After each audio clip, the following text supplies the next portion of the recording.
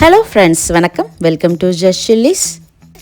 இன்றைக்கி நம்ம சேனலில் பார்க்க போகிறது இட்லி தோசைக்கெலாம் ஒரு பர்ஃபெக்டான சைட் டிஷ்ங்க.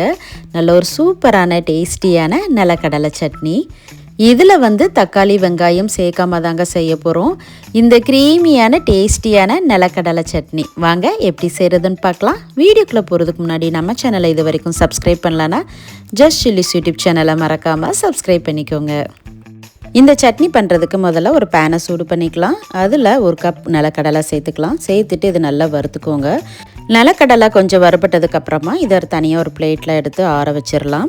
அடுத்ததாக அதே பேனில் கொஞ்சமாக எண்ணெய் ஊற்றிக்கோங்க. நான் 2 வத்தல் சேர்த்துருக்கிறேன். இது உங்கள் காரத்துக்கு தகுந்த மாதிரி கூட சேர்த்துக்கோங்க. அடுத்ததாக 2 பல் பூண்டு இதை சேர்த்துட்டு எண்ணெயில் லைட்டாக வதக்கிக்கலாம். அடுத்ததாக சின்ன துண்டு புளி, துருவன தேங்காய் 2 டேபிள் ஸ்பூன் இதையும் சேர்த்துட்டு ஒரு நிமிஷத்துக்கு நல்லா வறுத்துக்கலாம். கடைசியாக கொஞ்சமாக கருவேப்பிலை இதையும் சேர்த்து வறுத்துட்டு இது தனியாக எடுத்து வச்சுருங்க, ஆறட்டும். ஒரு மிக்சி ஜாரில் ஏற்கனவே வறுத்து வச்சுருந்தா நிலக்கடலை சேர்த்துக்கலாம்.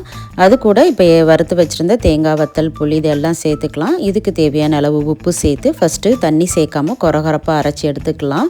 அதுக்கப்புறமா தேவையான அளவு தண்ணி சேர்த்து நல்லா மையாக அரைச்சி எடுத்துக்கோங்க.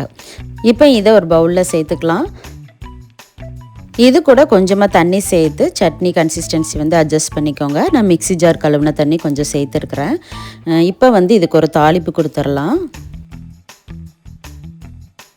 பேனில் கொஞ்சமாக எண்ணெய் ஊற்றிக்கோங்க. எண்ணெய் சூடானதும் கடுகு, உளுந்தம்பருப்பு, ஜீரகம், அப்புறமா கொஞ்சமாக கருவேப்பிலை இதை சேர்த்துட்டு இதை அப்படியே சட்னி மேலே ஊற்றிடுங்க. அவ்வளோதாங்க, ஒரு சூப்பரான டேஸ்டியான பீனட் சட்னி ரெடி ஆகிட்டு. இது இட்லி தோசைக்கெலாம் ரொம்ப சூப்பராக இருக்குங்க. கண்டிப்பாக ட்ரை பண்ணி பாருங்கள். செஞ்சு பார்த்துட்டு எப்படி இருக்குன்னு மறக்காமல் கமெண்ட்டில் சொல்லுங்கள். வீடியோ பிடிச்சிருந்தா லைக் பண்ணுங்கள். உங்கள் ஃப்ரெண்ட்ஸ் அண்ட் ஃபேமிலிக்கு ஷேர் பண்ணுங்கள். ஜஸ்ட் சில்லிஸ் யூடியூப் சேனலை மறக்காமல் சப்ஸ்கிரைப் பண்ணிக்கோங்க. பக்கத்தில் இருக்கிற பெல் ஐக்கானை ப்ரெஸ் பண்ணுங்கள். ஆல்ங்கிற ஆப்ஷனை கிளிக் பண்ணிங்கன்னா நான் போடுற வீடியோ உடனே உங்களுக்கு நோட்டிஃபிகேஷனாக வந்துடும். தேங்க்ஸ் ஃபார் வாட்சிங்.